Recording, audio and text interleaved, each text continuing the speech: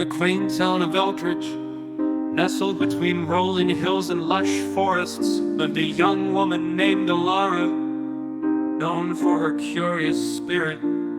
She often wandered through the woods, losing herself in nature's beauty. But there was something else that made Alara special, an insatiable thirst for knowledge. She believed that the mind held untold power, capable of shaping reality itself.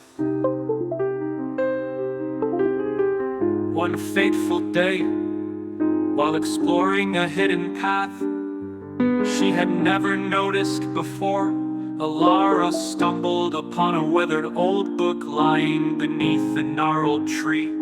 The cover was faded, but the title, The Mind's Eye, glimmered with a peculiar allure.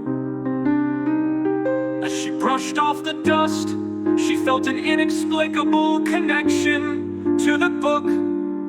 With a mixture of excitement and trepidation, she took it home. That evening, under the soft glow of her reading lamp, Alara began to read. The book spoke of the ancient art of visualization, the ability to manifest desires and dreams through the power of thought. It detailed techniques and practices, promising that anyone who mastered them could unlock hidden potential. Alara's heart raced. She had always believed in the mind's power, and now she held a key to something greater. Chapter 2, The Experiment. Determined to test the book's teachings, Alara decided to start small. She chose a simple goal: to find a rare flower known as the night bloom, said to only blossom on full moons in the forest. With the book's guidance, she visualized the flower, imagining its vibrant colors and delicate petals under the moonlight.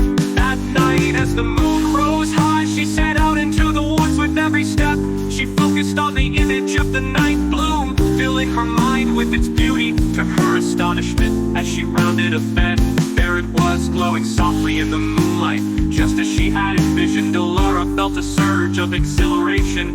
Her belief in the mind's power solidified, encouraged by her success.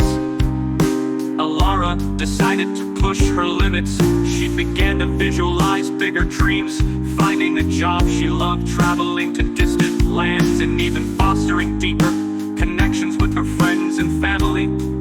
Each time she meticulously practiced the techniques from the book, weaving her thoughts into tangible realities.